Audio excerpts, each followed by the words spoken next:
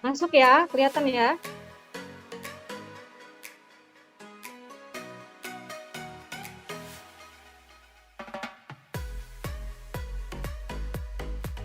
Nah, kelihatan nggak? Tari? Kelihatan, Mbak. Nah, Kelihatan, Mbak. Tari sudah tahu kan kalau kisi-kisinya itu ada seputar analisis data dan rencana. Heeh. Sejauh ini Tari sudah paham tentang apa aja? Ini baru belajar yang ini banget, Mbak. Dasar banget. Kayak misalnya, kalau yang analis data belum Ya. Belum nyampe situ belajarnya. Berarti sudah belajar secara mandiri ya? Oh. Nah, nih ya, aku kasih ini dulu.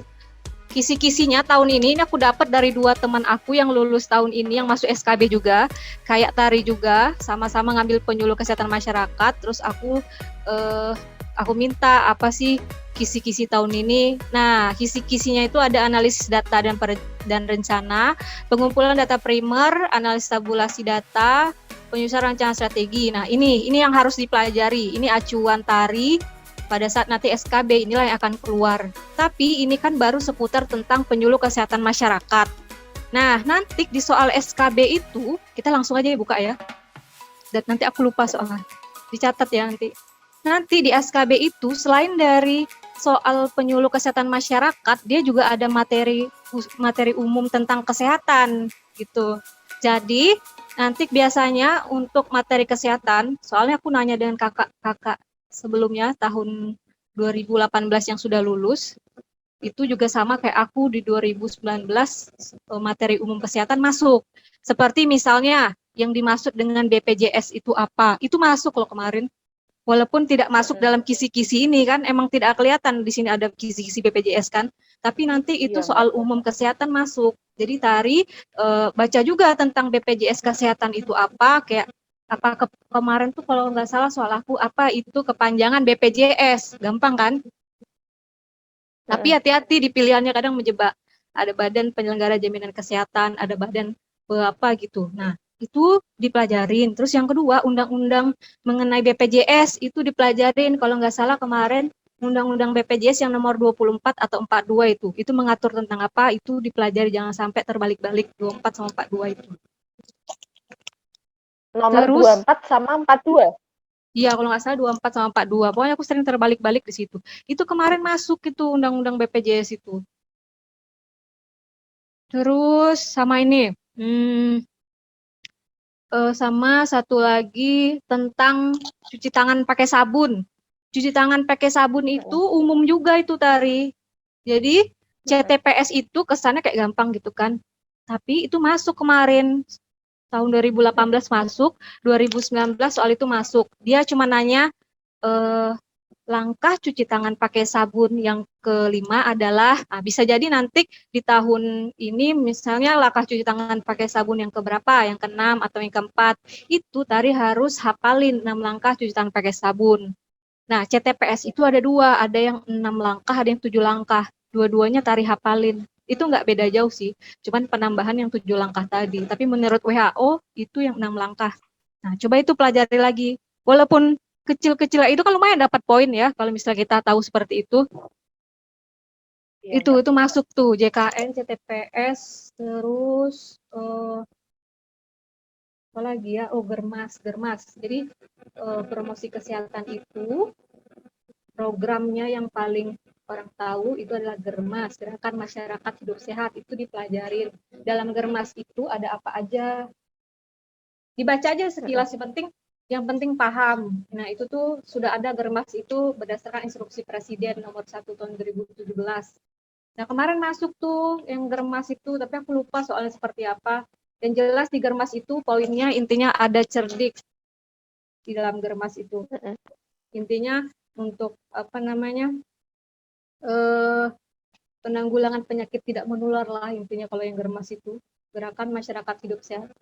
Itu kayak seperti melakukan aktivitas fisik setiap hari 30 menit. Nah, itu dipelajarin tuh. Germas itu isinya apa? Tujuannya. Nah, itu masuk. Nah, dicatat ya. Soalnya pasti bingung kan mau belajar dari mana dulu. Nah, untuk yang Iya, Mbak, umum-umum. bingung.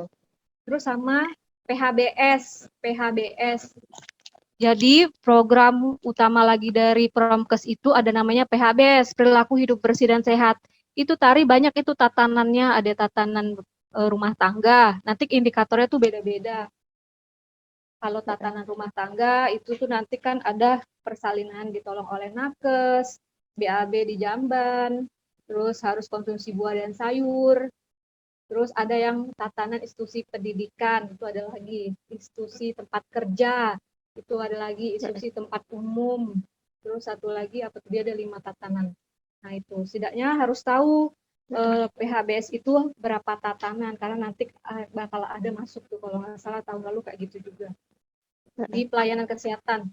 Jadi ada satu PHBS di tatanan rumah tangga, terus ada PHBS di tatanan pendidikan, terus ada di tatanan tempat kerja, di tempat umum, dan di pelayanan kesehatan. 5 itu. Itu indikatornya beda-beda, cuman ada mirip-mirip dikit, cuman yang bedain tuh nanti apa namanya, kayak kalau di sekolah itu lebih kayak menimbang berat badan, tapi di indikator lain itu tidak ada. Nah, itu dipelajarin. Karena nanti di puskesmas itu, kita kan pemegang program Promkes nih, itu nanti ada survei PHBS, ada pembinaan PHBS, gitu. Tari sekarang kerjanya di mana, Tari? Di puskesmas, Mbak. Puskesmas, berarti sudah tahu dong. Tapi selama ini nggak di bagian Promkes. Oh, bagian apa? Di EPIT. Oh, bagian EPIT. Oh ya, itu ya, ada EPIT pas lah Ya, sebenarnya. taunya secara umum sih paling apa ya. Dan kebetulan di puskesmas yang di tempat aku ini kayak kurang jalan gitu, Mbak. Jadi ya gitu. Iya, sama seperti puskesmas Kurang. aku, emang tidak ada promkes sebelumnya kan tidak sesuai dengan jurusan bahkan makanya kemarin pengadaan promkes baru dapat yang aku tapi setidaknya aku belajar dari ini yang aku bilang modul jabatan fungsional promkes tahu kan yang kemarin aku share ke kamu. Iya, Mbak. Nah itu kalau kamu paham itu kamu baca-baca itu insya Allah kamu pasti gampang ngerjain soalnya karena kemarin itu aku juga nggak tahu kan kalau ada modul jabatan itu baru tahu pada saat bimbel, terus waktu juga tinggal mepet berapa hari. Jadi tidak semuanya kebaca. Mbak itu nanti modulnya dikasih dari bimbel juga nggak ya? Modul yang jabatan fungsional itu, kamu belum Oh, oh, oh. Nanti aku nanti share aja dapat nanti. nggak? Biar aku Oh, ini oh. kirim ke kamu aja via WA nanti ya. Oh iya. Modulnya Soalnya kan nanti kalau aku print takutnya malah double dari situ juga. Kemarin katanya mau dikirim sih, cuma masih nunggu. Ya. modul ini, modul yang Oh, jabatan fungsional atau modul soalnya? jabatan fungsionalnya, yang jabatan fungsional. Aku kalau di print aku kurang tahu ya. Kalau soft copy-nya aku punya. Tapi kalau di print dari Oh, Korin, coba nanti ditanya lagi dengan Korin Centernya ya. ya Mbak, iya, Mbak. Baca lewat laptop aja, kan bisa. Itu benar Mbak yang tahun 2000 keluaran tahun 2013 ya? Yang warna hijau itu kan? Heeh. Iya, benar. Soalnya kok 2013 takutnya ada lagi yang terbaru kan? Nggak ada. Emang itu ya Mbak ya? Heeh. Kalau yang terbaru tuh cuma Undang-Undang Puskesmas yang 75 jadi 43 tahun 2019. Nah, itu aku pahami karena kan Oh iya. di Puskesmas. Paling nanti secara umum Puskesmas gitu. Iya Mbak. Nah, udah dapat PHBS tadi kan ya. Nah, itu penting juga karena nanti bakal masuk di soal walaupun nggak banyak tapi setidaknya ada masuk poin situ. Nah, jadi aku jelasin secara umum dulu ya, nanti kita baru masuk ke materi. Iya Mbak. Jadi intinya nanti kerjaan Promkes ini selain dari penyuluhan, kita juga nanti kayak ada analisis data, pencarian masalah, identifikasi masalah, kayak seperti kita pas PBL. Ari masih ingat kan waktu PBL dulu? Iya Mbak. PBL, Masih. waktu PBL kita identifikasi masalah di kelurahan apa gitu, terus nanti kita kasih kuesioner, ya kan? Iya. Nah, kayak gitu juga nanti si Promkes ini. Jadi kegiatan utama program Promkes ini kalau di puskesmas itu nanti dia melakukan survei mawas diri, musyawarah masyarakat desa untuk analisis data dan rencana tadi. Gitu. Nah ini ya, aku share aja langsung materinya. Iya, Pak. Nih, yang penting sudah tahu bahwa tugas dan pokok fungsi penyuluh kesehatan masyarakat itu diatur di Kemenkes nomor 66. Nih, nanti silakan di-download. Tadi malam aku, kalau yang Kemenkes nomor 66 ini, gagal download, jaringan jelek. Tapi kalau modul aku sudah dapat. Tuh, intinya kita ini melakukan penyebaran luasan informasi biar masyarakat itu bisa mengubah perilakunya untuk berperilaku hidup bersih dan sehat. Intinya Promkes itu seperti itu. Terus, nah ini masuk nih dulu nih, pejabat fungsional ahli dan terampil. Pejabat fungsional ahli dan terampil, bedanya apa? Itu nanti di soal pilihan ganda di SKB itu masuk. Kalau kita ini kan, Tari kan yang S1 ya? Iya, Mbak. Ngambilnya S1 ya, berarti ahli. Kalau yang terampil kan D3, berarti kita di ahli ini tugasnya, melaksanakan tugasnya meliputi kegiatan yang berkaitan dengan pengembangan pengetahuan, penerapan konsep, teori, ilmu dan seni, dan pemecahan masalah. Tapi kalau terampil, dia tuh lebih ke teknis. Dia yang turun ke desa-desa. Tapi pada kenyataannya, karena petugas promosi kesehatannya tidak ada, cuma satu dari yang CPNS tadi, maka dia juga turun ke lapangan. Harusnya kalau sesuai dengan peraturan, itu mereka cuma di kantor dan ini lebih mengkonsep seperti ini, menganalisis pemecahan masalah gitu. Sebenarnya itu bedanya D1 dengan D3 dengan S1. Jadi kalau misalnya besok Tari nggak ada petugas promkesnya, kemungkinan kan Tari bakal turun. Tapi setidaknya Tari tahu bedanya fungsional ahli dan terampil. Ini masuk kemarin. Kalau ahli itu apa, terampil itu apa. Nih. Karena kita sebagai ahli ada jenjang, karena kita S1 berarti kita termasuk penata muda. Ini masuk juga kemarin. Jabatan fungsional Promkes yang bla bla bla bla bla, kayak dia memasukkan pengertian yang ahli tadi seperti apa, itu termasuk penata muda golongan 3A apa golongan 3C. Nah, itu masuk kemarin. Nah, ini dasar banget sih, tapi ini masuk walaupun masih dasar. Oh iya, Mbak. Jadi ini berapa soal, Mbak, yang ini nanti? Kira-kira. Oh, yang ini enggak satu-satu doang ini. Kan ada yang berdasarkan golongan-golongan sama perbedaan apa tadi, terampil dan ahli tadi ya? Cuma satu-satu biasanya. Kayak cuma satu, kayak nyelip satu soal yang dasar-dasar. Jadi setidaknya paham bahwa si Tari ini ngambil ahli pertama penyuluh kesehatan masyarakat. Berarti nanti tugasnya tadi harus tahu seperti apa. Terus Tari ini termasuk penata muda golongan 3A. Nah, itu aja intinya.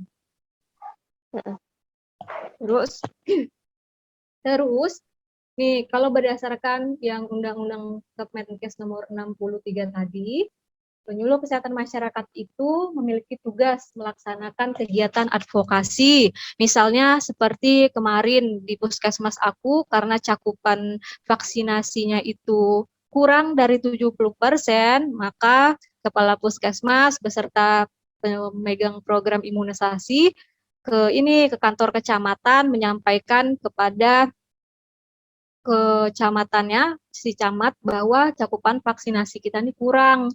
Jadi pengennya minta dukungan biar kita melaksanakan vaksinasi massal gitu. Jadi intinya kalau advokasi itu kita menyajikan data untuk mempengaruhi pembuat kebijakan-kebijakan gitu.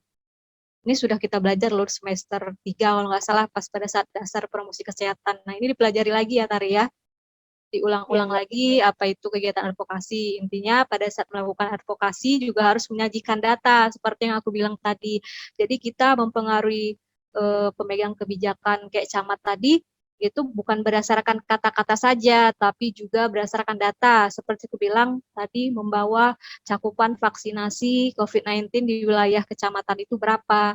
Nah, habis itu kita mau ngadain apa, karena cakupan vaksin kita rendah nih, gitu. Itu strategi kita mempengaruhi para pembuat kebijakan melalui advokasi. Nah, ini sudah pernah kita lakukan juga pada saat kita dulu PBL, ya kan? Iya, Mbak. Kemudian bina suasana dan gerakan pemberdayaan masyarakat. Nah, ini nanti dipelajari lagi.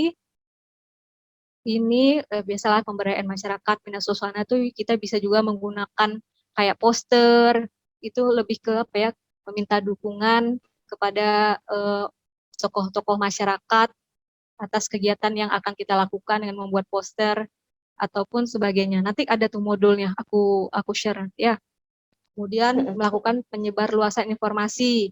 Nah, kita kan penyuluh kesehatan masyarakat, tugas kita adalah melakukan penyebar luasan informasi melalui apa?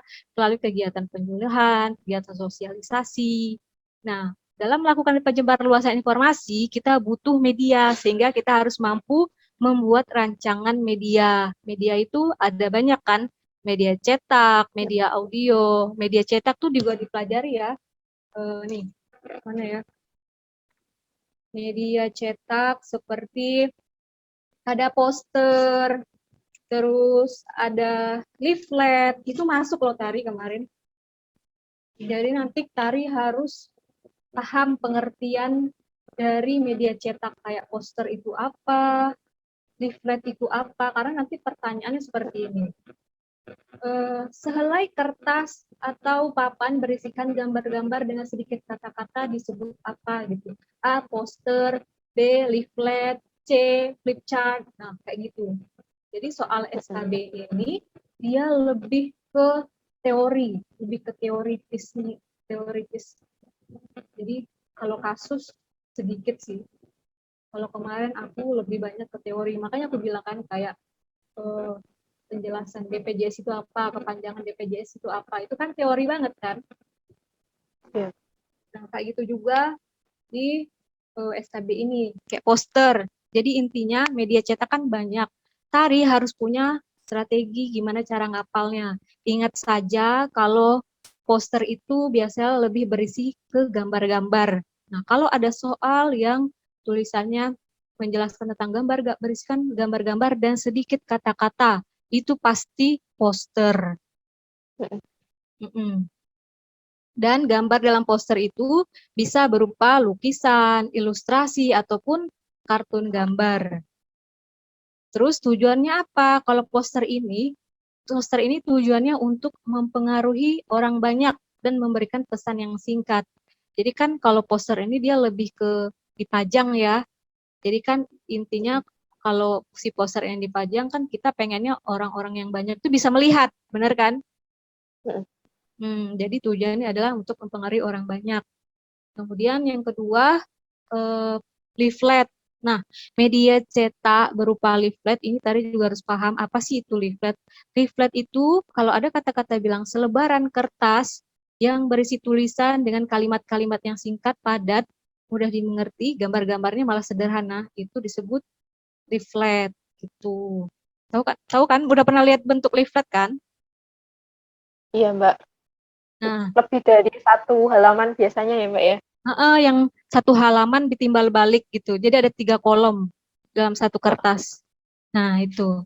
Intinya ingat aja kalau leaflet itu selebaran. Jadi nanti ingat leaflet selebaran, kalau poster itu dia lebih berisikan gambar-gambar dan sedikit kata-kata. Kalau leaflet itu dia selebaran, berisi kata-kata, tapi secara sederhana gitu. Terus tujuannya apa? Memberikan keterangan singkat tentang suatu masalah. Jadi intinya kalau leaflet itu dia lebih menjelaskan satu masalah. Makanya kalau leaflet itu ada seperti misalnya leaflet eh, apa tentang TBC gitu kan. Nah, berarti masalahnya TBC. Terus nanti cara mengatasi TBC, pencegahannya, berapa kali minum obat itu dimasukkan dalam satu leaflet tadi. Jadi leaflet itu ada masalahnya di situ, apa yang diangkat, disitulah kita buat leaflet. Misalnya deskripsi tentang diare atau deskripsi tentang TBC. Dan leaflet ini, Tari, itu bagus untuk pada saat kita melakukan penyuluhan nih. Kalau aku lebih suka pakai leaflet itu pada saat penyuluhan di dalam gedung, karena pada saat penyuluhan dalam gedung itu yang datang kan tidak begitu banyak gitu kan. Jadi paling cuma sekitar 5-6 orang, kita kasih leaflet, dia bisa baca, terus kita jelaskan di depan sambil kita pegang leaflet juga gitu. Jadi selain dari pengertian daripada kayak leaflet, poster itu apa, nah Tari juga harus tahu kegunaannya, itu digunakan pada saat waktu apa, sasaran penggunaannya. Kalau yang poster kan lebih ke kelompok. Terus intinya kalau untuk media itu, kenapa kita harus punya media pada saat penyuluhan, intinya tuh mempermudah kita dalam menyampaikan informasi gitu. Terus dapat menjelaskan informasi juga kepada masyarakat. Selain itu, masyarakat jadi lebih tertarik dengan adanya media tersebut. Itu. Terus jangan lupa dipelajari media kayak media elektronik apa aja, kayak radio, film, dan lain-lain, itu juga dipelajari. Nah, untuk secara umum membuat rancangan media seperti itu. Kemudian, nah ini, melakukan pengkajian penelitian perilaku masyarakat yang berhubungan dengan kesehatan. Nah ini, kita sebagai pemegang program promosi kesehatan itu pasti selalu setiap tahun mengadakan yang namanya survei mawas diri untuk menggali masalah kesehatan yang ada di wilayah kerja puskesmas gitu. Jadi survei mawas diri ini, Tari, itu dilakukan oleh yang namanya kader gitu, yang membuat kuesioner kita, kemudian nanti tim dari puskesmas akan datang nih ke desa-desa, terus kita kasih tahu ke kadernya bahwa kita akan melakukan survei mawas diri, kita ajarin cara pengisian kuesionernya ke kader. Terus nanti pemberian kuesioner ini ditentukan berdasarkan rumus juga, Tari. Kalau misalnya kayak aku ada 12 desa, 12 desa nih ada 2000-an lebih penduduk gitu kan. Nanti itu cara menentukan sampelnya itu berdasarkan misalnya rumus Lemeso atau apa. Jadi lebih kayak hampir mirip-mirip skripsi penelitian gitu loh. Ntar kerjaan kita nih kayak apa ya? Kayak PBL persis lah. Terus nanti dijelasin di bawah ya, bentar. Serta merencanakan intervensi.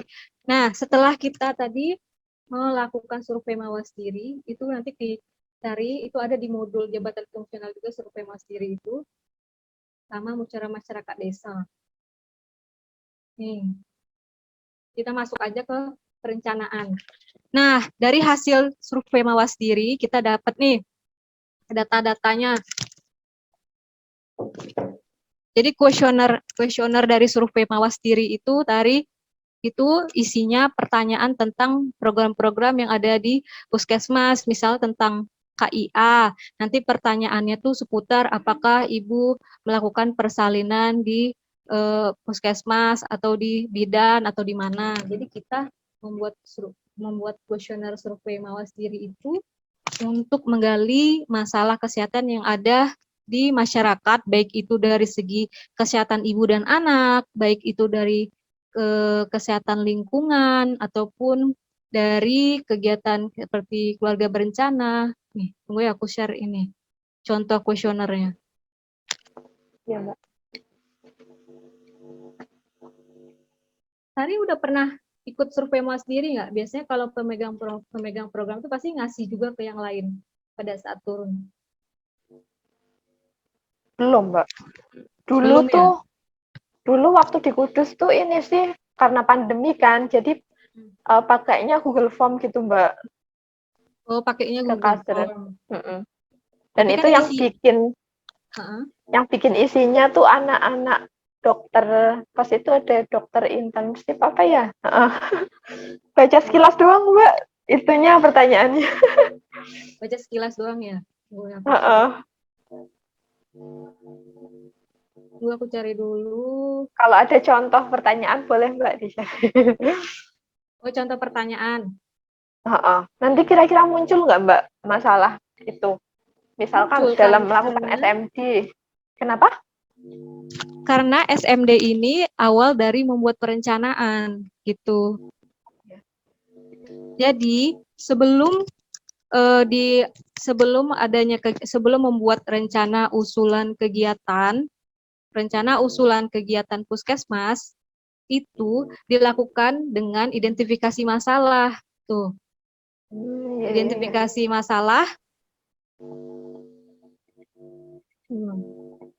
Identifikasi masalah tadi itu dilakukan dengan survei mawas diri gitu. Makanya aku ngejelasin dulu awalnya karena program pokok di Promkes di Puskesmas itu salah satunya adalah dengan melakukan survei mawas diri, dengan menggali masalah kesehatan melalui survei mawas diri, memberikan kuesioner. Setelah itu hasil dari survei mawas diri itu dianalisis, ditentukan prioritas masalahnya menggunakan metode USG ataupun APKL kayak yang persis banget seperti kita PBL.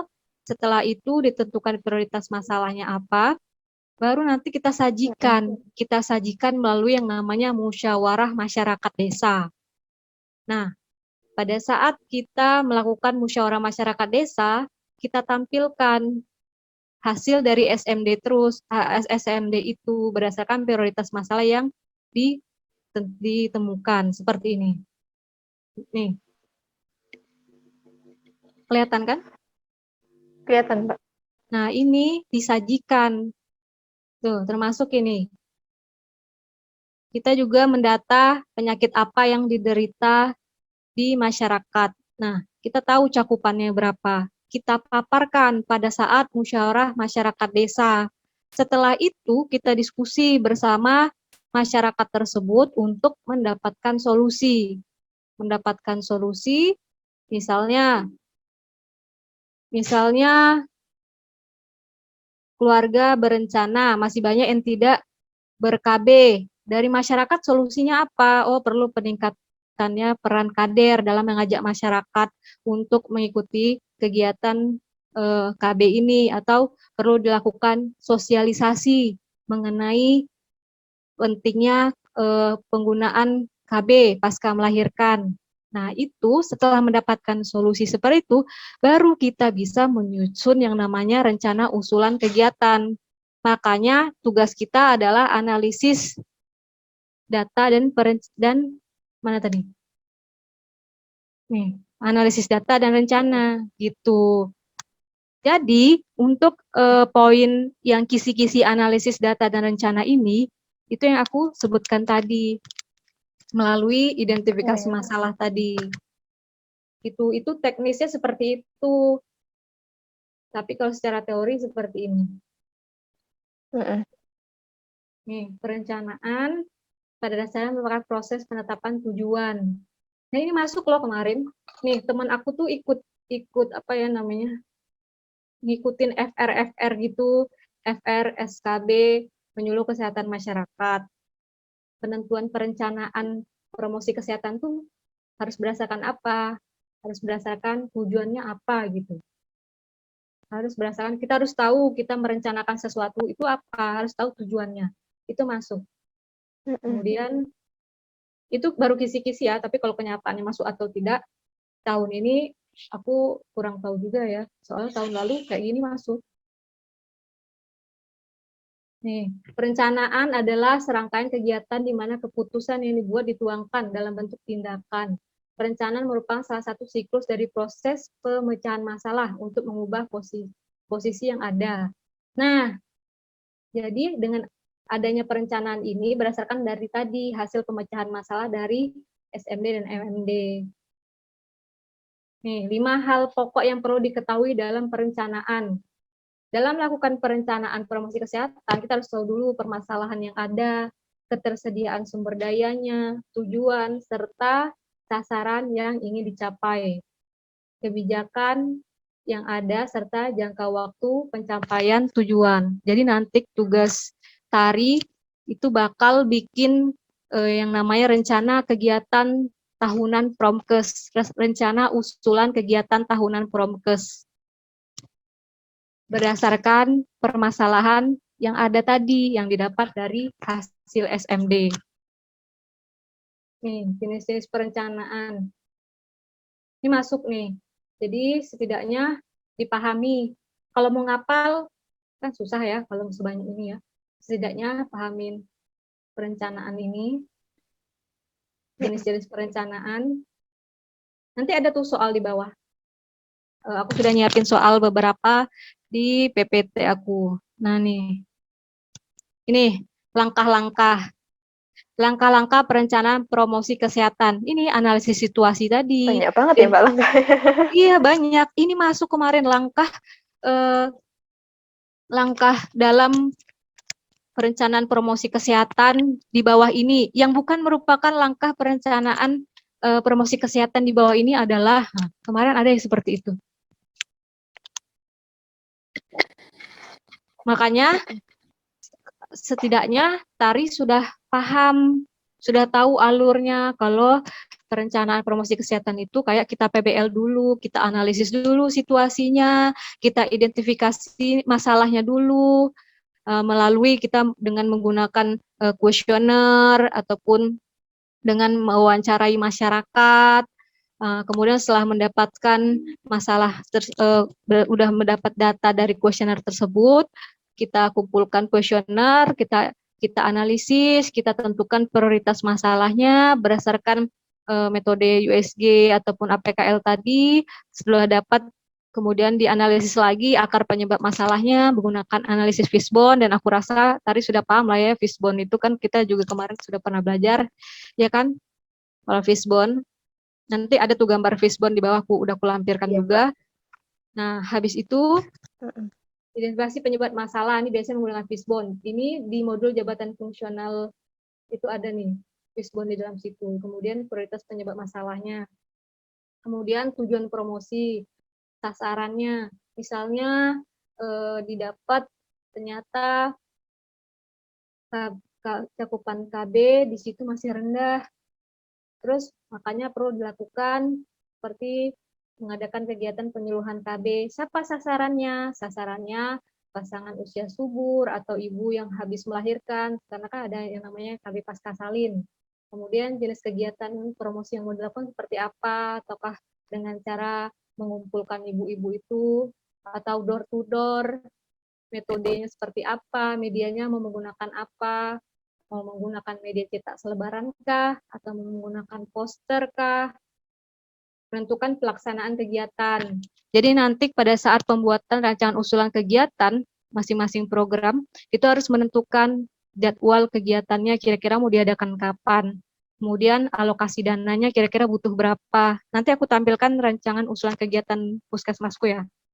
Kemudian waktu pelaksanaannya kapan, terus menentukan kegiatan monitoring ataupun evaluasinya mau seperti apa gitu. Ini harus kamu pahamin tahapannya. Dalam suatu perencanaan itu, yang pertama kali itu adalah pasti analisis situasi. Ingat, analisis situasi pertama kali, kemudian identifikasi masalah. Ini yang untuk poin 1 sampai 3 ini kamu harus hafal di luar kepala. Kemudian, nih selain dari habis membuat rencana kegiatan tadi, kan kita sudah tahu misalnya mau ngadain kegiatan penyuluhan KB, keluarga berencana. Sebelum itu kita harus membuat yang namanya kerangka acuan atau biasa disebut TOR. Jadi isi kerangka acuan itu nanti berisi ada latar belakang, terus kegiatannya mau seperti apa, sesuai secara bagusnya pada saat kita mau mengadakan program kegiatan apapun itu, termasuk kegiatan penyuluhan, itu kita harus yang namanya membuat TOR ataupun KAK, karena itulah acuan kita dalam melakukan kegiatan. Kemudian selain itu kita juga harus mempunyai yang namanya SOP, yaitu Standar Operational Procedure. Tari udah akreditasi belum? Belum. Belum ya, berarti belum pernah dapat materi akreditasi ya? Belum, Mbak. Belum. Nah, kalau di materi akreditasi itu pokoknya setiap program apapun itu, baik megang program Promkes, KIA, KB, dan lain-lain, itu dia harus punya SOP dalam satu kegiatan itu, SOP-nya berbeda setiap kegiatan. Kalau kegiatan Mm-mm. penyuluhan seperti KB tadi, beda lagi dengan kegiatan pelaksanaan PHBS itu beda lagi. Pokoknya setiap kegiatan harus punya yang namanya KAK sama SOP gitu. Jadi setelah kita bikin RUK, rencana usulan kegiatan tadi, kita harus memiliki yang namanya KAK, kerangka acuan kegiatan, dan SOP. Nanti aku share juga contohnya. Iya, Mbak. Intinya hasil dari SMB tadi dianalisis tuh, sehingga bisa menentukan prioritas dan kita bisa membuat rencana berdasarkan masalah kesehatan itu. Tuh. Ini ingat juga dalam menetapkan prioritas masalah, kita harus tahu mempertimbangkan beberapa hal seperti besarnya masalah, kelompok masyarakat, distribusi geografis, dan pertimbangan politis. Nah, kalau ini contoh dari analisis penyebab masalah menggunakan fishbone. Nah, seperti ini. Masih ingat kan? Iya, Mbak. Kemudian ini persiapan perencanaan. Ini ada proses.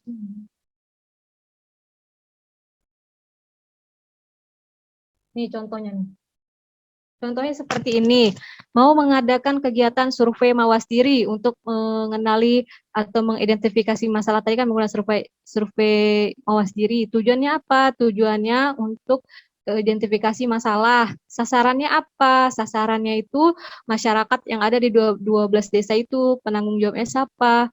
Kebutuhan sumber dayanya itu siapa? Apa aja? Mitra kerjanya siapa? Waktu pelaksanaannya kapan? Kebutuhan anggarannya berapa gitu. Jadi setelah kita mendapatkan solusi, setelah kita mendapatkan solusi dari hasil MMD tadi, kita bikin ini rencana usulan kegiatan. Makanya Promkos itu ada namanya yang tadi perencanaan tadi. Gitu. Ini kan sudah jelaskan nih. Berdasarkan yang materi tadi harus sesuai dengan tujuan, sasaran, tuh kegiatannya seperti ini. Tari pasti megang juga kan kalau RUK ini. Setiap puskesmas, setiap pemegang program pasti punya RUK masing-masing. Harus pegang. Sudah pernah Iya, lihat Mbak. RUK kan? Iya, pernah. Sudah tahu kan kalau RUK itu didapat berdasarkan hasil SMD tadi? Iya, Mbak. Berdasarkan SMD. Intinya itu. Intinya kalau perencanaan itu. Mulai dari identifikasi. Hasilnya seperti ini. Makanya puskesmas bisa membuat rencana usulan kegiatan. Karena nanti pada saat akreditasi, itu bakal ditanya, bikin kegiatan sebanyak ini berdasarkan apa? Oh, berdasarkan ini, identifikasi masalah. Kami melakukan survei mau sendiri, menggunakan questionnaire dengan jumlah sampel segini-segini. Nah, berdasarkan masalah yang kami dapat, ternyata di daerah kami ini masih banyak yang misalnya tidak ber-KB, persalinan masih ditolong oleh dukun, makanya kami mengadakan kegiatan seperti ini, gitu. Inilah kegiatan kami. Nih, pengumpulan data primer. Yang tadi kalau SMD kan biasanya menggunakan kuesioner, atau kadang juga selain menggunakan kuesioner, kita juga melakukan wawancara. Ini pengumpulan data masalah tadi. Kita jarang yang menggunakan, kalau diskusi ini lebih pada saat MMD sih. Kalau observasi, pasti kita juga pada saat melakukan survei mau sendiri menggunakan kuesioner tadi untuk menentukan identifikasi masalah. Selain wawancara mendalam, pasti kita bakal observasi. Kita lihat rumahnya seperti apa, apakah ada jambannya, apakah menggunakan air bersih atau tidak. Jadi nanti kalau ada pertanyaan, pengumpulan data primer itu dengan cara apa? Dengan cara kecuali misalnya dibilang, nah, tadi harus apal 1 sampai 3 ini. Tuh. Kemudian data primer, data sekunder, Terus sama nih, berdasarkan hasil data tadi, sorry, nah nih. Ini kalau tahun kemarin tidak terlalu banyak ini sih, tidak terlalu banyak soal tentang yang tahapan pengolahan data yang tabulasi ini. Tapi setidaknya tahu lah ya, pengolahan data itu ada editing, sama kayak skripsi nih, ya kan? Kalau di skripsi kan ada Iya, cara Mbak. pengolahan data, editing, coding, terus nih,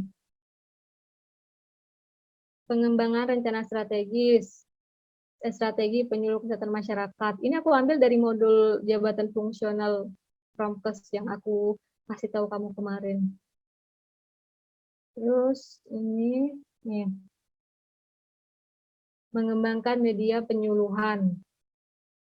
Jadi intinya media promosi kesehatan yang baik itu adalah yang mampu memberikan informasi atau pesan-pesan kesehatan sesuai dengan tingkat penerimaan sasaran. Nah nih, di bawahnya ada pengembangan media promosi kesehatan dapat dilakukan dengan pendekatan proses proses. Ini masuk kemarin. Dan aku tahun kemarin aku lupa proses itu kan panjang tuh. Ada tahap-tahapannya. Nah, dia tuh bakal menanyakan tahapan proses itu.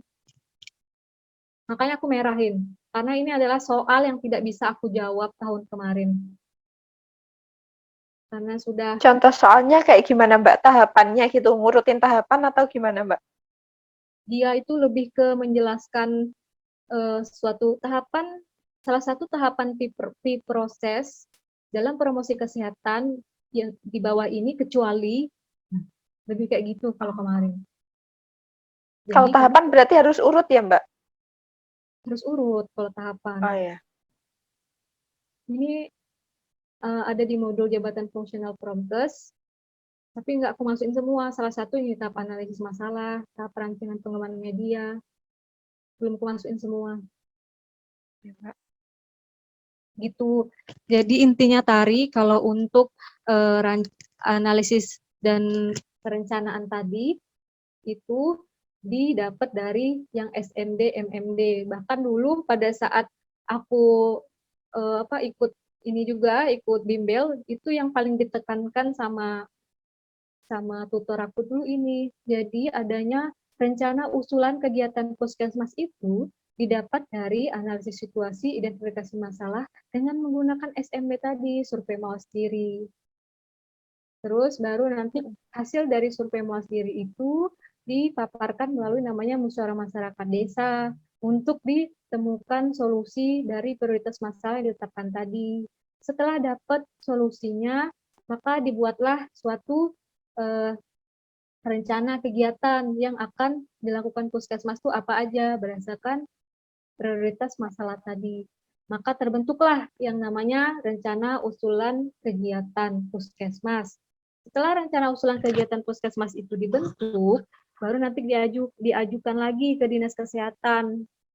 Kalau misalnya sudah di ACC semua, karena kan anggaran terbatas, pasti nanti tidak semuanya bakal di ACC. Nanti pasti orang dinas yang menentukan dana yang dibutuhkan berapa, kemudian selanjutnya kalau sudah mendapatkan dana sekitaran berapa, baru nanti rencana usulan kegiatan itu diubah lagi dengan namanya rencana pelaksanaan kegiatan. Jadi nanti dari rencana usulan itu tidak semuanya bakal menjadi rencana pelaksanaan kegiatan. Pasti ada beberapa program yang dipangkas ataupun dipotong atau tidak bakal dimasukkan. Gitu, Tari. Ya, Mbak. Intinya itu kalau untuk analisis data dan rencana tadi. Iya, Mbak. Ada yang mau ditanyakan nggak? Ada, Mbak. Yang bagian apa, Tari? Ini, Mbak. Kalau perbedaan advokasi sama bina suasana, Mbak Mei. Kalau bedanya ya, kalau advokasi dia lebih ke mempengaruhi gitu. Kalau bina suasana dia lebih ke minta dukungan. Nih, tunggu ya, aku share kamu ya. Advokasi mempengaruhi. Mempengaruhi para pembuat Oke. kebijakan. Bina suasana itu yang Dapat dukungan masyarakat, dukungan sosial, dukungan tokoh masyarakat. usaha mendapatkan dukungan. Nih, tunggu ya, tunggu. Aku share ya, biar kamu lebih paham. Sebenarnya Promkes itu tidak hanya melakukan tugasnya sesuai dengan program saja, tapi semua program yang ada di Puskesmas itu pasti nanti ada kaitannya dengan Promkes. Misalnya kalau kayak di program KIA, dia punya masalah, misalnya ibu hamilnya sering melakukan persalinan menggunakan dukun. Pastinya itu kan harus dilakukan yang namanya edukasi kepada ibu hamilnya biar tidak bersalin ke dukun, benar kan? Nah, dalam melakukan edukasi tersebut, dia harus melibatkan kita, harus melibatkan promosi kesehatan. Jadi nanti kegiatan-kegiatan di Puskesmas itu, mulai dari program KIA, KB, itu pasti nanti ada yang namanya kegiatan penyuluhan, KIA, penyuluhan KB, itu pasti melibatkan kita. Jadi, antar program itu, lintas program, itu pasti terkait dengan kita sebagai penyampai informasi, penyebar luasan informasi. Jadi tugas kita besok banyak banget kan. Paling bawah.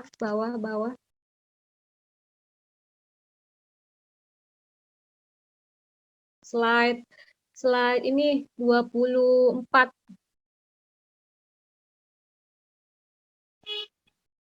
Slide 24, lanjut 25.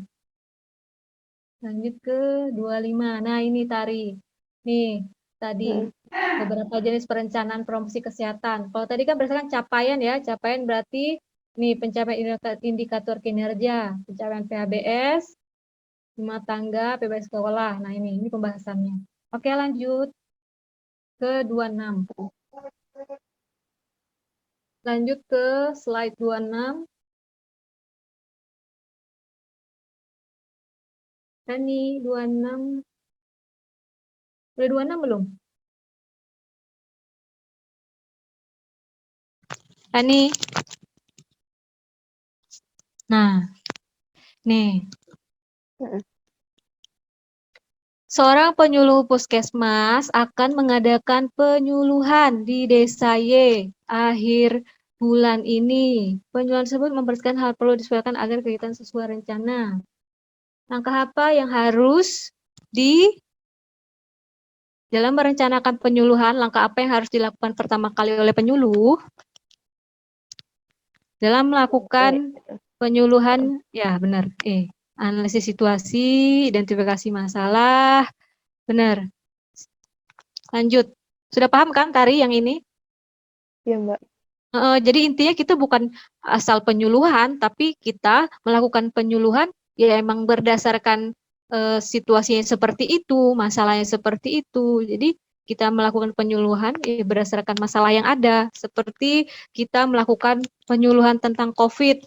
Nah, kenapa kita melakukan penyuluhan tentang COVID? Ya karena pada saat ini yang lagi booming-boomingnya, isu strategisnya mengenai COVID ini, makanya kita melakukan penyuluhan tentang COVID gitu. Kan nggak nyambung kalau misalnya lagi situasi COVID kayak gini, kita malah penyuluhannya mengenai batuk pilek, malah yang lain gitu kan nggak nyambung.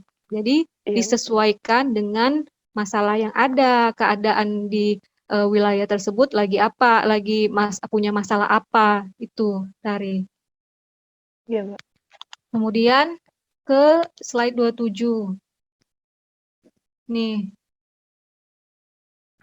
Nih yang tadi aku bilang 14 yang harus dipahami. Ini pembahasannya. Lanjut 28.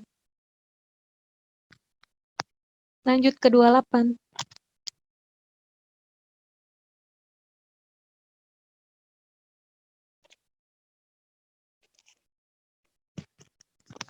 Rani. Nah, nih. Seorang penyuluh ditugaskan kegiatan pengumpulan data melalui menggali isu dari informer secara tanya jawab dan bertatap muka. Yang dilakukan penyuluhan tersebut adalah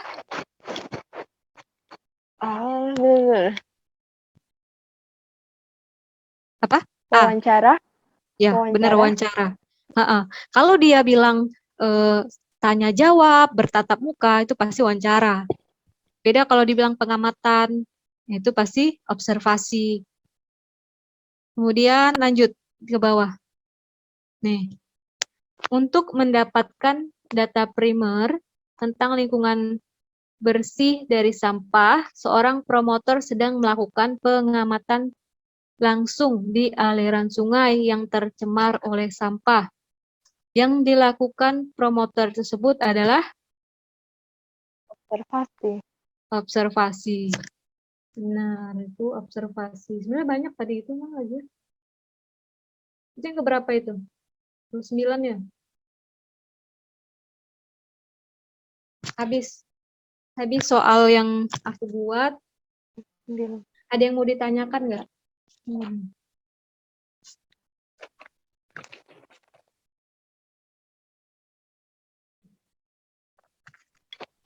Ada yang mau ditanyakan?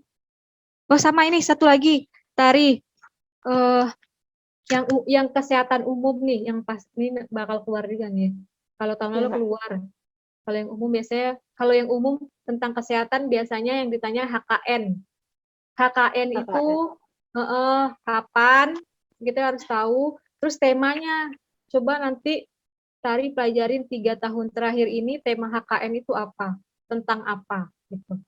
Nanti pasti ditanya HKN yang ke-56 bertemakan apa? Gitu. Oh iya, Mbak. Kemarin aku ada yang kayak gitu. HKN masuk. Aku sama kayak kamu juga sih kemarin pada saat mau tes SKB aku pasti nanya dulu sama yang udah pernah lulus. Kak, kisi-kisinya apa sih, Kak? Ada kakak kelas kita juga anak biostat, dia lulus penyuluh di Seragen, Jawa Tengah. Nah, aku nanya dengan kakak itu. Dia bilang HKN masuk deh yang secara umum. Terus aku pelajari, bener ternyata ada masuk juga ya. Bener masuk, Mbak. Temanya yang ditanyakan. Temanya, terus membahas apa. Kadang dia bukan langsung bilang temanya, tapi dia lebih ke mengenai apa gitu. Oh gitu. Ya. Ada juga HKN yang ke 2017 itu HKN yang keberapa, misal HKN tahun ini yang keberapa. Jadi Tari ingat HKN itu dari 3 tahun terakhir itu umurnya berapa gitu, 50 berapa, 50 berapa gitu. Dengan temanya masing-masing. Iya. Mbak, boleh tanya? Boleh. Kalau masalah hari-hari kesehatan, selain HKN, apalagi ya Mbak yang biasa ditanyakan? CTPS, Selain Hari Cuci Tangan Pakai Sabun Sedunia. Itu ada tema-temanya nggak, Mbak? Kayak Enggak, HKN. kalau CTPS enggak, dia cuma Hari Cuci Tangan Pakai Sabun Sedunia pada tanggal berapa gitu dia bilang. Oh iya. Nah, sama ini, Hari Cuci Tangan Pakai Sabun Nasional. Tuh, dia ada 2, hati-hati kejebak. Harinya beda apa sama ya? Tanggalnya beda apa sama ya? Beda kalau nggak salah. Coba deh cari di itu. Mana ya catatanku? Oh, aku catat loh dulu. CTPS Nasional. Oke. Itu masuk tuh Hari CTPS Nasional pada tanggal berapa? Terus CTPS sedunia, nah, antara 2 itu masuk. Sama yang 6 langkah cuci tangan pakai sabun.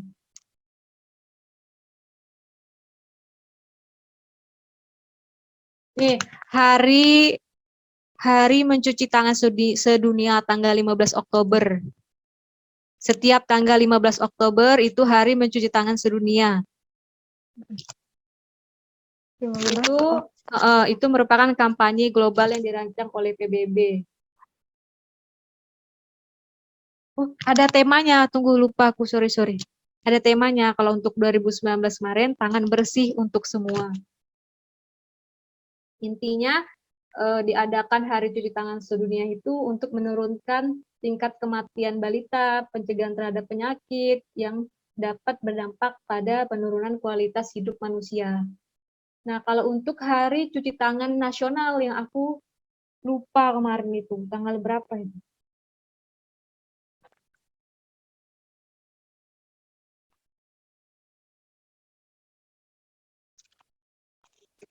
CTPS itu pasti keluar lah, karena kan itu merupakan salah satu program pencegahan COVID-19 kan 3M ya. 5M. Mbak. Salah satunya CTPS tadi.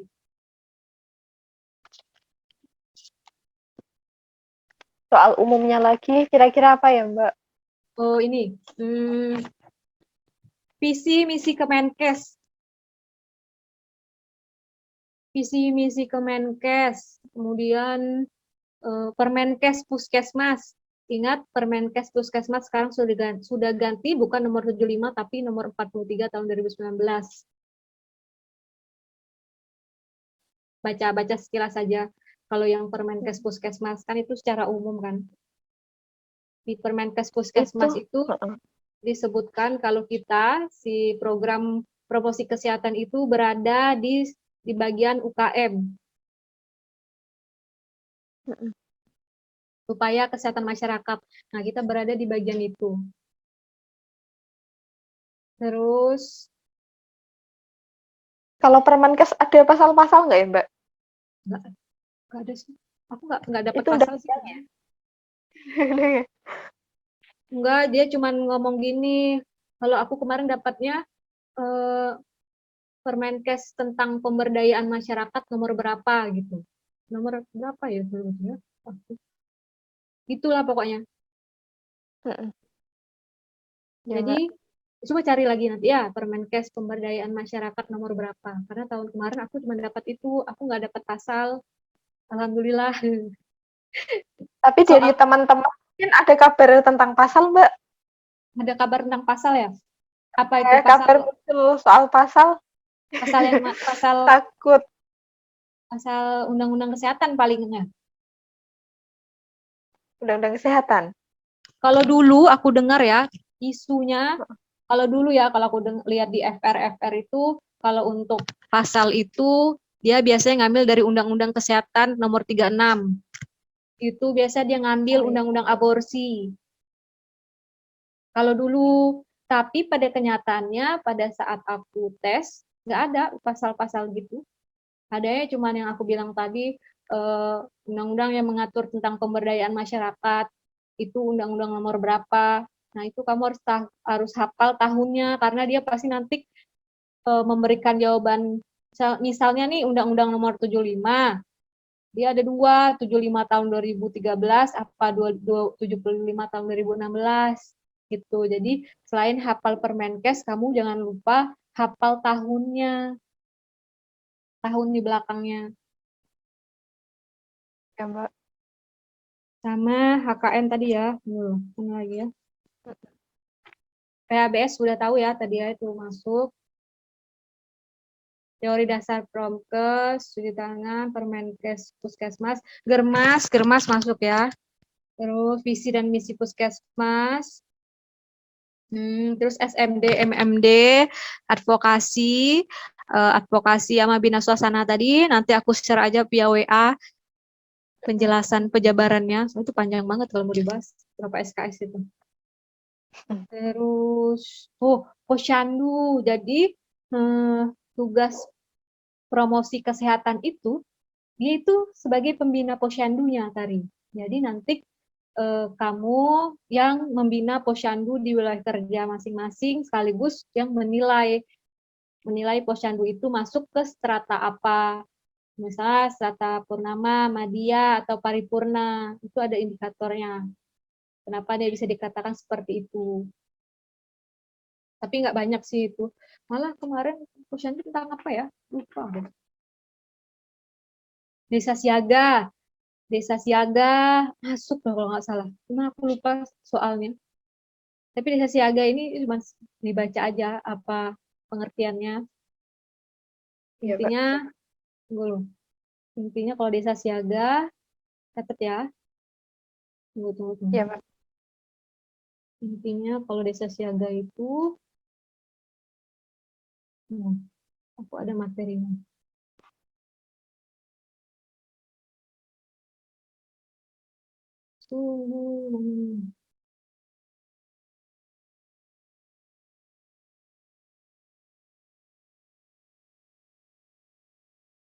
Desa siaga.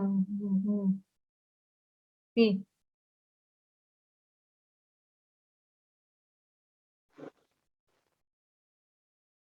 Jadi intinya desa siaga itu adalah desa yang memiliki kesiapan, sumber daya, dan kemampuan untuk mencegah dan mengatasi masalah kesehatan secara mandiri dalam mewujudkan kelurahan sehat.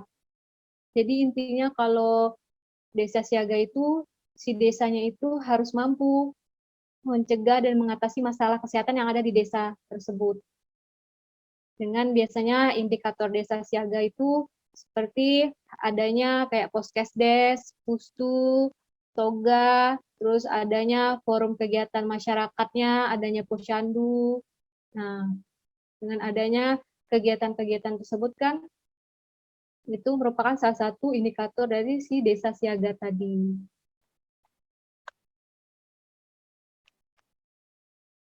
Intinya dengan adanya desa siaga itu penduduknya itu dapat dengan mudah mendapatkan pelayanan kesehatan dengan adanya kayak Poskesdes ataupun Pustu ataupun sarana kesehatan lainnya, atau desa itu juga bisa mengembangkan UKBM, upaya kesehatan bersumber masyarakat, misal dengan adanya posyandu di desa tersebut. Terus atau desa itu juga harus mampu melakukan perilaku hidup bersih dan sehat. Nah, itu desa siaga. Intinya itu. Jadi program Puskesmas itu secara nasional intinya itu ada PHBS, ada desa siaga, ada Germas, ada yang analisis perencana tadi, kemudian yang umum ya Menkes. Kalau dulu kalau dulu ada isu-isunya kayak Menteri Kesehatan kita tuh di tahun berapa siapa gitu. Tapi kalau kemarin alhamdulillah aku nggak dapet soal itu Tari. Maksudnya gimana, Mbak, soalnya? Kalau Oh, dulu di FR itu heeh. katanya ada yang dapat soal Menteri Kesehatan kita tahun 2017 atau 2018 itu siapa. Tapi pada saat aku tes aku nggak Oh, dapat soal itu. Tapi oh iya iya iya. untuk jaga-jaga itulah pelajarilah. Sama ini aku dapat yang terbaru dari temanku si Agung. Tunggu. Nih,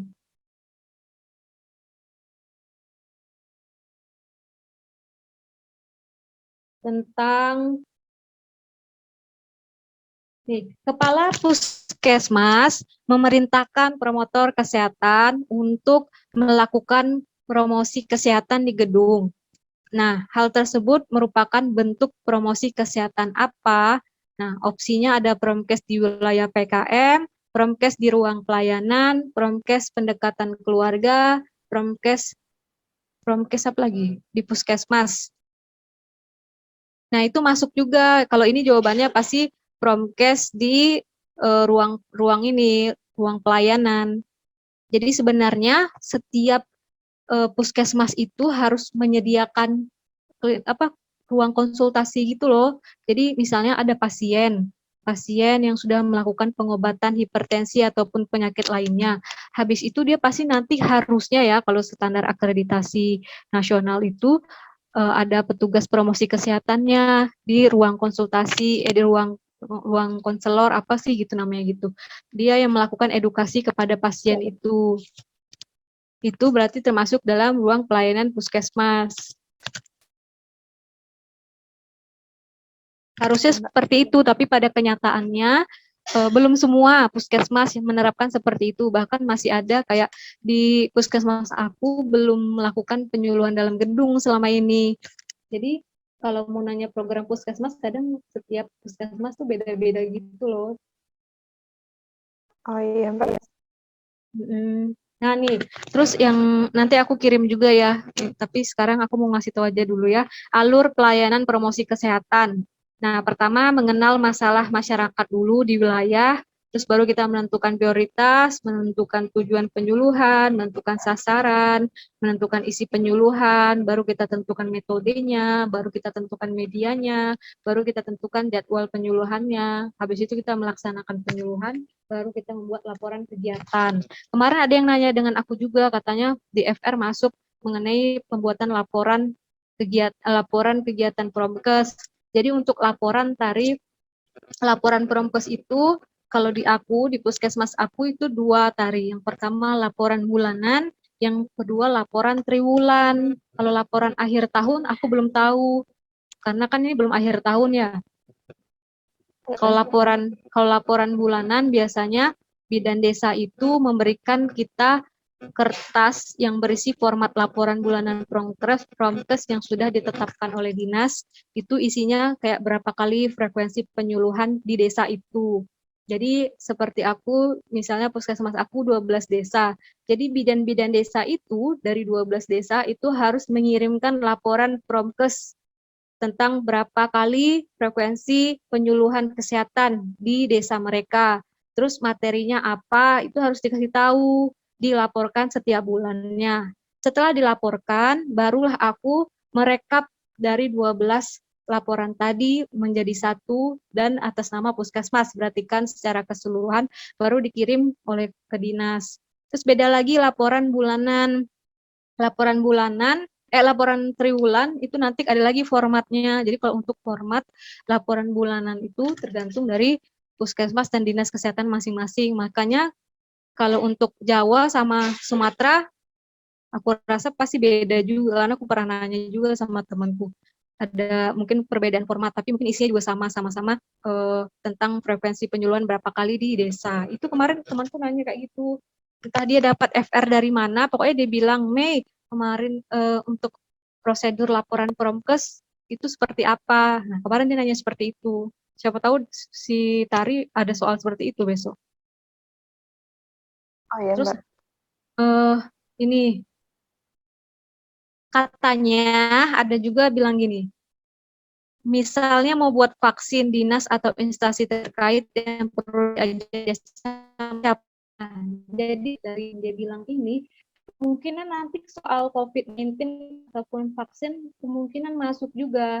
Kalau ini dia bilang mau buat vaksin dinas atau instansi yang terkait itu siapa? Nah, stabil. Halo? Nah, jadi kalau untuk buat vaksin, aku kurang tahu kalau yang buat vaksin prosedurnya seperti apa. Karena perasaan kalau perempes tidak belajar mengenai membuat vaksin, tapi bisa jadi mungkin itu bisa masuk juga kan. Jadi kamu pelajari juga cara pembuatan vaksin selama ini yang kita dapatkan itu seperti apa, siapa saja instansi yang terkait. Tapi kalau misalnya dalam mensukseskan kegiatan vaksinasi siapa saja yang harus dilibatkan, aku tahu. Tapi kalau untuk pembuatan vaksin, aku kurang tahu. Kalau untuk program vaksinasi, pihak-pihak yang terkait tentunya pasti kecamatan itu harus ikut, karena kan dia sebagai pemimpin wilayah desanya, benar kan? Ya, Kemudian institusi pendidikan juga harus ikut. Kenapa? Karena peraturan sekarang bahwa siswa-siswi umur 12 sampai 18 tahun kan harus ikut vaksin juga. Berarti kita juga harus kerjasama dengan yang namanya institusi pendidikan dalam mensukseskan vaksin ini.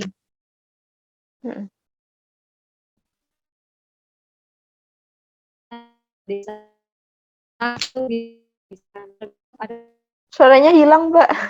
Apa? Oh iya, udah kedengaran? Udah.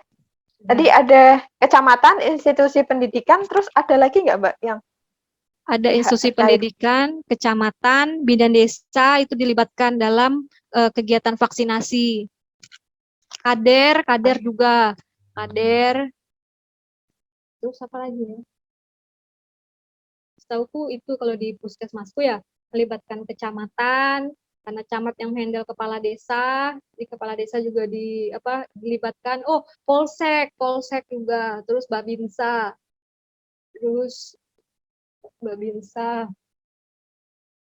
itu yang dilibatkan dalam kegiatan vaksinasi. Jadi kalau kegiatan vaksinasi ini kan secara global, ini kan emang sudah kegiatan nasional. Jadi tidak hanya puskesmas yang terlibat, tapi juga melibatkan lintas sektor. Nah, ini yang dimaksud lintas sektor tadi. Lintas sektor tadi seperti kecamatan, kepala desanya, terus ke institusi pendidikan, tokoh masyarakat. Kita harus melibatkan semua. Karena kita kan kalau kita kan lebih ke bagian, kalau puskesmas kan lebih ke pelayanannya. Nah, untuk menggerakkan masyarakat kan butuh yang namanya apa namanya, dari kepala desanya, dari kecamatannya, butuh dukungan dari mereka kan, karena yang punya masyarakat kan mereka. Jadi kita butuh bantuan dari mereka. Maka dari itu peran lintas sektor itu juga penting dalam kita melakukan suatu kegiatan, baik itu kegiatan vaksinasi ataupun penyuluhan. Terus sama dulu. Kalau nggak salah dulu itu keluar materi SDGs, SDGs. Ingat kan SDGs itu ada beberapa poin. Ada berapa ya kemarin? Iya, Mbak. Nah, aku itu keluar SDGs yang ke-6 apa ya, yang air bersih itu loh. Ingat nggak? Lupa, Pernah Mbak. pernah Iya. baca SDGs kan? Ya kan? Pernah. Kalau SDGs kan ada untuk menurunkan angka kematian ibu anak, ya kan? Ada yang kualitas Iya, air ada. bersih. Nah, aku dapet SDGs, tujuan SDGs yang ke-6. Pokoknya aku ingat banget gambarnya ada air bersih. Jadi aku isi yang air bersih. Nah, itu dibaca ya Tari ya, SDGs itu. SDGs bidang kesehatan. SDGs bidang kesehatan. Ya, Mbak. Itu Itu harus, soalnya tuh muncul gambar, terus pertanyaan itu tentang apa gitu, Mbak? kalau kemarin dia cuman bukan gambar yang dia tampilkan, tapi tulisan eh, SDGs yang keberapa. Karena aku ngapalnya tuh gambar, jadi aku ingat oh, air bersih yang ke-6 itu apa ya dulu tuh, oh air bersih gitu. Aku lebih ngapal ke gambar. Gambar pertama Oh apa, iya. gambar kedua apa gitu. Jadi aku lebih ke visual. Nah, itu cara Iya, gampangnya Mbak. sih. Kan setiap orang ngapal beda-beda gitu. Cara ngapalnya beda-beda kan. Kalau aku strateginya Iya, Mbak. gitu, karena poin-poin SDGs itu banyak, jadi cara aku ngapal ada mengingat gambar. Iya, Mbak. Terus, apa lagi ya? Hmm, katanya undang-undang kesehatan masuk juga, tapi kemarin aku lupa bagian apa yang masuk ya undang-undang kesehatan ini. Undang-undang kesehatan, JKN tadi BPJS ya masuk ya. Program cerdik itu yang masuk bermas tadi. Cek kesehatan secara berkala, enyahkan asap rokok, rajin olahraga, itu apa ya? Apa itu? Lupa. Lupa lagi ya. Eh, nih, kalau aku kemarin SDGs tujuan ke-6 apa? Nah, siapa tahu tahun ini dia minta SDGs tujuan ke berapa, bisa ke-5, bisa ke-7 kan? Iya, Mbak. Terus, apa lagi catatan ya? Ada yang mau ditanyakan nggak? Soalnya aku kadang lupa. Ya. Apa ya, Mbak? Persentase soal kesehatan umum dengan yang terkait Promkes itu gimana? Kira-kira berapa? Yang umum dikit, dikit banget bisa dihitung. Kayak BPJS kemarin aku dapat 2 30. soal. Heeh. Kurang tahu aku berapa persentasenya ya. BPJS aja cuma 2 soal. SDGs cuma 1. CTPS cuma 2. 6 langkah cuci tangan sama hari CTPS. KKN 1. Terus visi misi Kemenkes itu loh. 1. Sekitaran 10 lebih lah. Atau sampai Oh 15 iya. paling. Selebihnya banyak kan ini advokasi itu apa, bina suasana itu apa, pemberdayaan masyarakat itu apa, terus yang proses tadi apa, terus yang tahapan analisis rencana tadi, terus apa lagi ya, PHBS, eh, indikator di bawah ini merupakan PHBS tatanannya apa gitu. Oh iya. Makanya aku kemarin, makanya tadi aku bilang dibaca yang PHBS tatanan tempat kerja itu seperti apa, indikatornya apa-apa aja, indikator yang rumah tangga apa aja, indikator yang tatanan sekolah itu apa aja. Tapi nggak usah dihafal semua, soalnya mirip-mirip. Yang penting kamu tahu kuncinya di mana gitu loh. Iya, Mbak. Terus apa lagi? Catatan okupasi. Pemberdayaan tuh apa aja? Pemberdayaan tuh apa? Terus Permenkes pemberdayaan masyarakat. Terus hmm,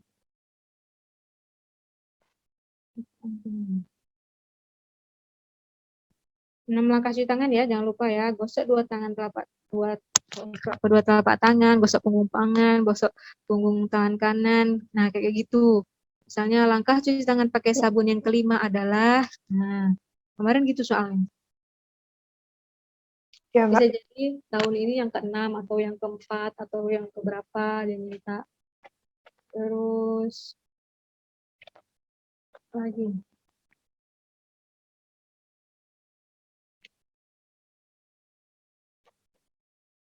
Desa siaga. Oh, ciri-ciri desa siaga itu apa? Memiliki pos kesehatan, memiliki sistem gawat darurat, memiliki sistem pembiayaan. Nanti aku fotoin ya. Iya, Mbak. Ada lagi yang mau ditanyakan?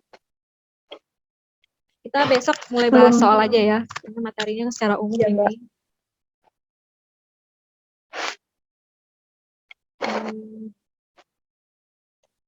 Pokoknya yang penting kalau media-media promosi kesehatan kayak tadi cetak seperti poster, leaflet itu harus hafal di luar kepala, harus tahu perbedaannya apa, harus tahu kegunaannya apa.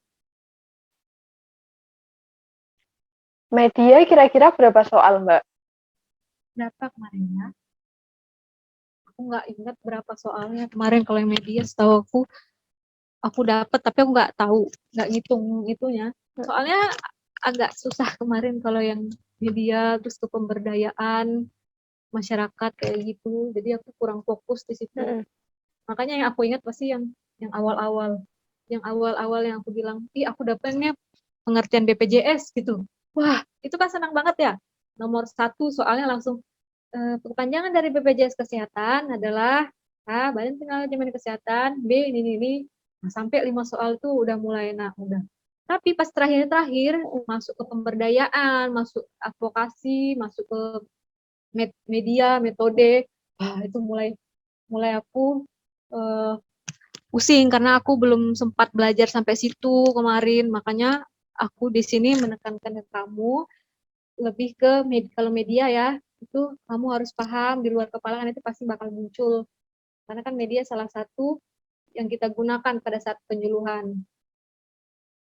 Ya. Terus apa lagi ya? Terus apa lagi yang mau tanya? Ini pada saat penyampaian. Apa ya, Mbak? Sementara itu sih, Mbak. Belum tahu mau tanya apa lagi. Buat ada tuh kamu pelajarin langkah-langkah membuat media, langkah-langkah mengembangkan pesan, membuat konsep pesan, uji coba, itu kan masuk nih ke dalam ini kisi-kisinya kan, uji coba media itu. Langkah-langkah mengembangkan pesan, membuat konsep pesan, uji coba konsep, ciptakan kembangkan pesan yang lengkap, uji coba lagi, baru tes ulang. Jadi sebenarnya kalau membuat media itu sebelum kita aplikasikan ke masyarakat tuh kita harus coba dulu, kita tes dulu, terutama kita ngetesnya ke sesama rekan kerja. Kalau besok aku penyuluhan pakai media ini gimana ya? Aku praktek dulu ke kamu. Cocok nggak sih materinya ini? Cocok nggak sih medianya ini? Gitu loh, harus ada uji cobanya. Ya, Mbak. Terus nih macam-macam pesan. Pesan itu harus kreatif dan efektif.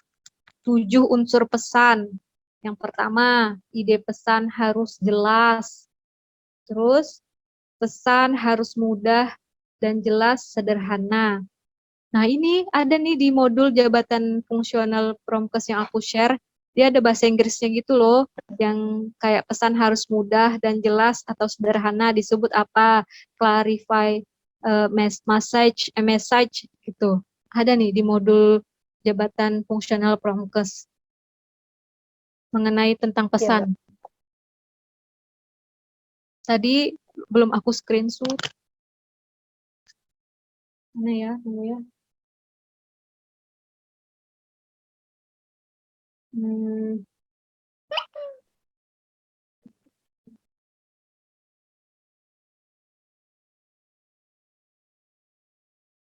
nih, tunggu dulu ya. Daripada aku lupa. Tadi nanya bina sosial ya? Bina suasana. Bina suasana. Bina suasana itu intinya tujuannya mencari dukungan sosial melalui tokoh masyarakat gitu. Iya. Pada dasarnya adalah mensosialisasikan program-program kesehatan agar masyarakat mau menerima dan mau berpartisipasi. Jadi sebelum kita apa namanya turun ke masyarakat itu biar mereka bisa tahu, bisa menerima dari apa yang kita sampaikan, kan kita harus bisa mendapat dukungan dulu kan dari tokoh-tokoh masyarakatnya. Kalau tokoh masyarakatnya sudah paham, sudah mau mempraktekkan apa yang kita sampaikan, otomatis nanti masyarakatnya tuh pasti ngikut. Makanya kita pendekatannya ke tokoh masyarakat dulu melalui bina sosial tadi.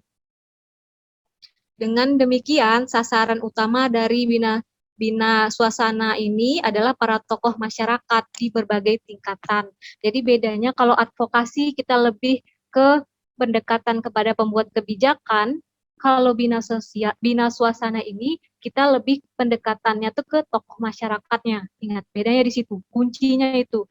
Jadi nggak harus hafal semua Bina Suasana itu apa, advokasi itu apa, itu yang penting kita tahu kuncinya. Kalau advokasi tadi kita lebih pendekatan kepada pembuat kebijakannya, kalau Bina Suasana ini kita pendekatannya ke tokoh masyarakat gitu. Sebenarnya sama-sama untuk mendapatkan dukungan. Tapi mungkin beda sasaran aja kalau advokasi ke pembuat kebijakan, ini ke tokoh masyarakatnya. Paham kan? Iya, Mbak, Nah, paham. kuncinya itu dari kalau Bina Suasana tadi. Nah, ini nih. Ini ada lagi nih contoh soal ya. Tadi aku lupa masukin ke PPT karena sudah mepet soalnya sambilan.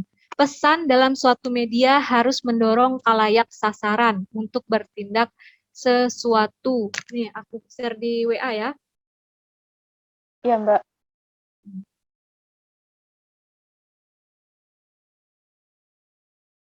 Maaf ya tidak berurutan karena kadang aku lupa. Nih, nih. Masuk? Masuk. Masuk di WA. Nih, Masuk, pesan Mbak. dalam suatu media harus dapat mendorong khalayak sasaran untuk bertindak sesuatu. Contohnya, ayo buang air besar di jamban agar anak tetap sehat. Adalah contoh ungkapan yang memotivasi ke arah suatu tindakan. Merupakan pengertian dari Harus mendorong contoh ungkapan ke arah. Ini yang B. salah, call to action. Kan dia mengajak. Ayo Call to buang, action. ayo, ayo buang air besar di jamban. Oh iya. Call to action, mengajak. Ayo kita kalau buang air besar tuh di zaman aja. Action, perilaku kita harusnya ke situ gitu. Tindakan kita harusnya ke situ, mengajak kita untuk berperilaku seperti itu gitu. Itu namanya call to action. Nah, ini Tari masuk ini kamu harus tahu call to action, clarify message. Clarify message itu pesan harus mudah dan jelas yang sederhana. Nah, itu ada tuh istilah-istilah bahasa Inggrisnya.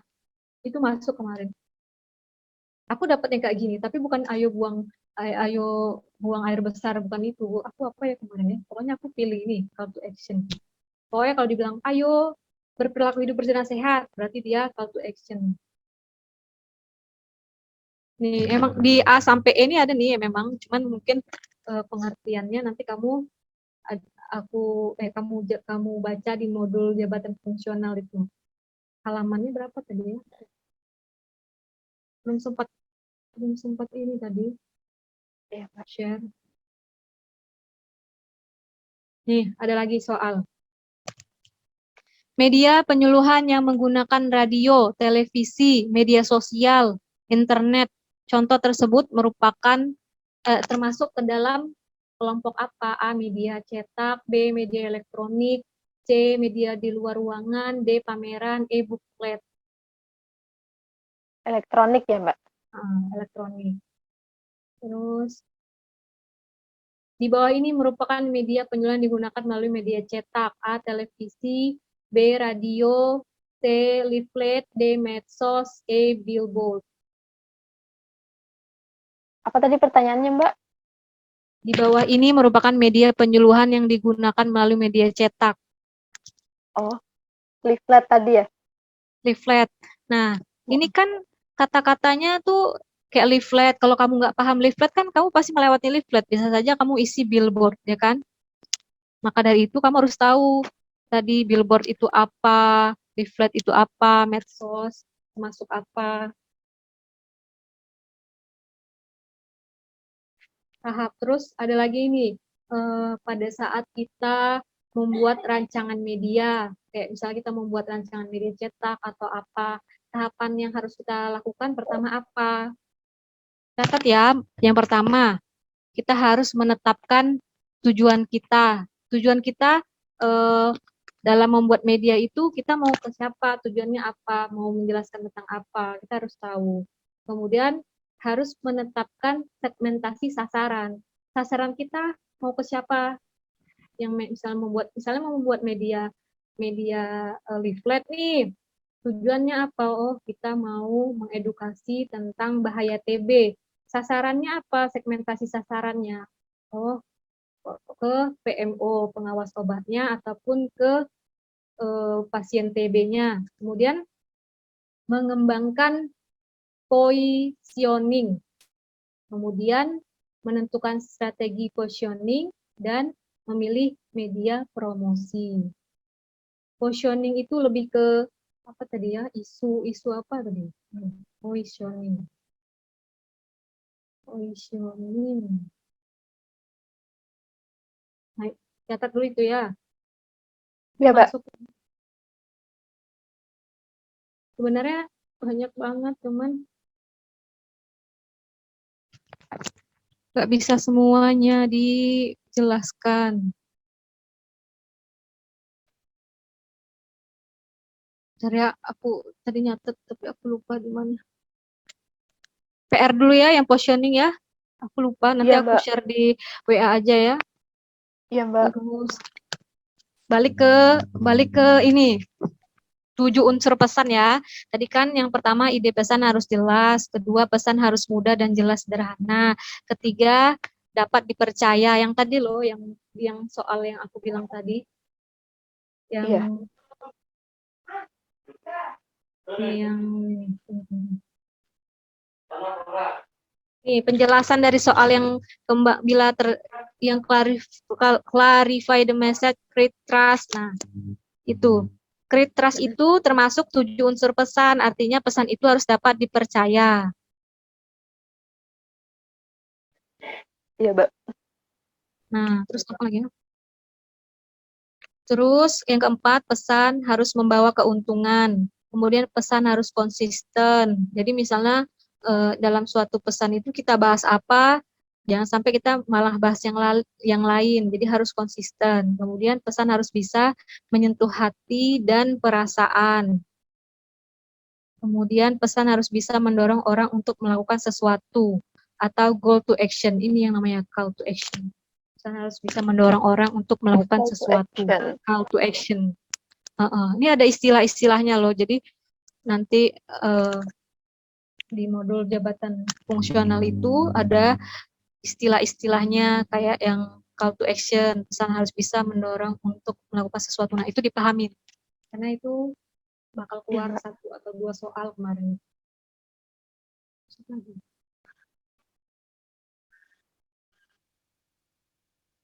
Pokoknya waktu SKB kemarin yang aku tidak sempat baca itu adalah di proses, padahal itu keluar. Kemudian pemberdayaan masyarakat itu keluar. Padahal sebenarnya intinya kalau kegiatan Promkes itu intinya pemberdayaan masyarakat, tapi kemarin lalai aku dan waktu mepet jadi tidak sempat baca. Mungkin Tari kalau masih ada waktu bisa baca tentang pemberdayaan masyarakat itu apa. Terus sama yang media-media tadi. Karena kemarin aku nganggapnya cuman media gitu kan, dibaca sekilas bisa. Ternyata tidak sempat juga kemarin baca tentang media, taunya keluar. Ternyata kayak pengertian leaflet itu apa, flip chart itu apa, lembar balik, bla bla bla, poster itu apa, itu harus ditahu bedanya itu apa, itu harus tahu. Kemarin aku tidak sempat baca, taunya keluar.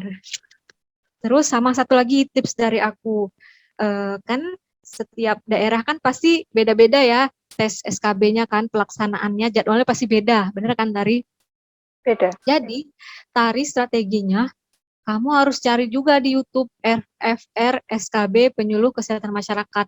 Jadi biasanya orang-orang yang sudah ikut sudah tes itu dia ngasih bocoran ke YouTuber-YouTuber di channel YouTube itu. Soalnya ini walaupun tidak jelek itu soalnya, tapi setidaknya tentang ini yang keluar gitu.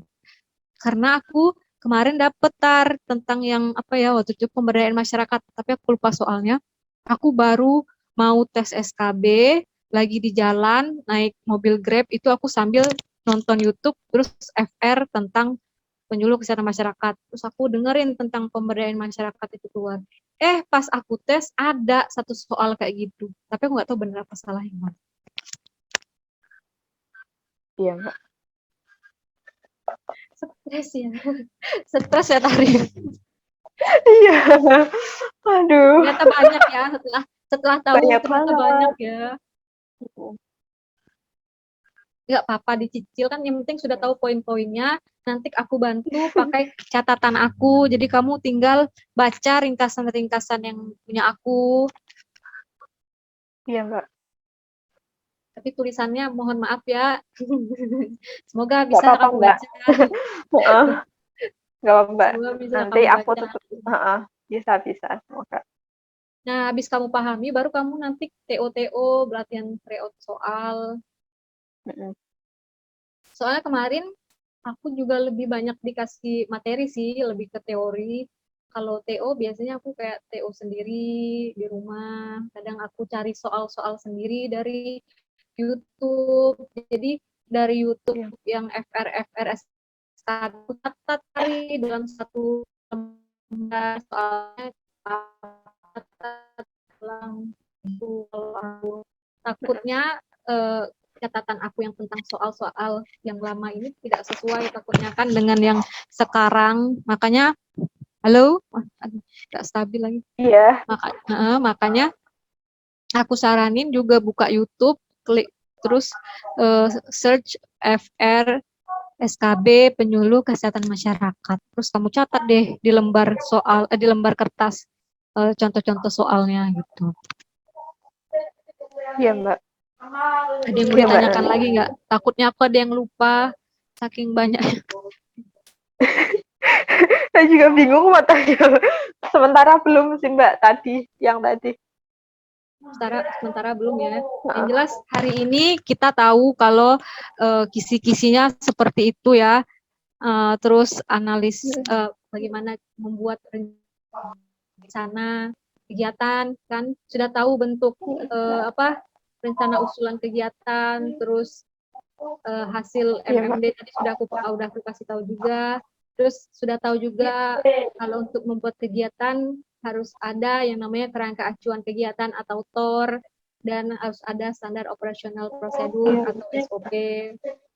Terus Sudah paham juga kan tadi kalau untuk membuat rencana itu kita harus melakukan analisis situasi dulu, harus identifikasi masalah, terus ada prioritas masalah, terus ada analisis data, terus barulah kita bisa membuat suatu rencana. Jangan lupa SMD, MMD itu tahapan dari pembuatan rencana kegiatan tadi. Tema sendiri dan musyawarah masyarakat. Intinya tidak jauh berbeda dari pada saat kita melakukan PBL waktu kuliah dulu. Kita cari masalah di desa itu, kita prioritaskan masalahnya, kita analisis datanya, kemudian kita cari solusinya. Baru kita membuat kegiatan, baru kita nanti evaluasi. Lebih kurang seperti itu. Jadi tugas kita di Puskesmas selain penyebar luasan informasi, kita juga sebagai yang melakukan pengkajian identifikasi masalah analisis perilaku tadi. Terus apa lagi? Media, jangan lupa media cetak, media elektronik, media audio visual, termasuk apa, media elektronik, apa ya? Isi pesan, 7 unsur pesan itu apa, langkah pembuatannya, terus apa lagi ya? KBS, Cermas, Desa Siaga itu salah satu program Promkes.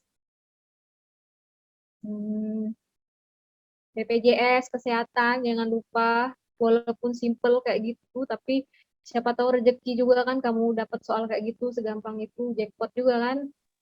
Iya, Mbak.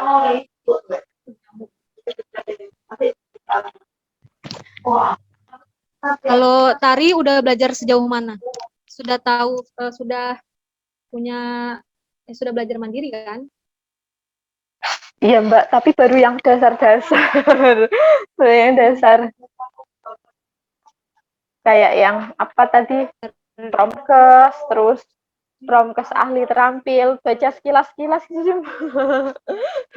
Soalnya teori semua. Iya, emang nanti soalnya juga teori. Iya itu. Sama satu lagi, ini kan kamu sudah berusaha nih secara duniawi ya kan, sudah usaha belajar, gitu kan, sudah sampai les sejauh ini juga kan. Nah, jangan lupa kalau dari aku pun dapat juga ini dari Korean Center ya, karena kita sudah mendekatkan diri, melakukan pendekatan duniawi dengan usaha seperti ini. Jangan lupa kita juga mendekatkan dengan di atas, karena kan rezeki kan Allah yang atur ya kan. Jadi siapa tahu kalau memang ini rezeki kamu, dengan kamu berdoa, usaha kayak gini, termasuk kamu sedekah, jangan lupa. Aku kemarin diajarin sama Korean Center, Ibu Koreanku tercinta, bilang, Melinda sudah usaha, kita sudah belajar, sudah ini, sudah itu, tapi jangan lupa semua rezeki kan Allah yang atur. Jangan lupa tahajud, jangan lupa sedekah, jangan lupa sholat duha. Pokoknya yang agama jangan ditinggal, sholat tetap harus 5 waktu. Intinya kamu harus banyak berbuat baik, apalagi mau tes kan. Iya, Mbak. Kamu sambil kerja juga ya? Iya, Mbak. Jadi capek banget pasti ya. Iya. Harus pinter-pinter manajemen waktu. Iya, Mbak. Intinya besok kalau misalnya tes SKB, karena soalnya kan banyak nih, ada hampir 100 soal kalau nggak salah ya, dulu 90 menit. Aku nggak tahu kalau tahun sekarang itu ditambah atau dikurangi waktu dan soalnya. Yang jelas dulu kalau nggak salah itu 90 menit 100 soal. Jadi kamu bisa bagi sendiri 90 menit bagi 100 soal, itu berapa detik harus kita kerjakan soalnya. Intinya besok pada saat kamu tes, ketika kamu mengisi soal, ada yang ragu, kamu catat. Misalnya, kan nanti dikasih kertas ya, kalau nggak salah dikasih kertas 1 lembar. Dikasih pensil juga. Jadi pada saat kamu ngerjain, kamu ada yang ragu nih dengan soal ini. Kamu isi, tetap kamu isi, jangan kamu tidak isi, tapi kamu catat di kertas kosong. Nah, Kamu catat di kertas kosong soal yang ragu kamu itu. Kemudian nanti kalau sudah selesai, punya waktu, baru kamu balik ke belakang. Kamu lihat lagi yang catatan kamu soal-soal nomor berapa aja yang kamu ragu tadi. Gitu.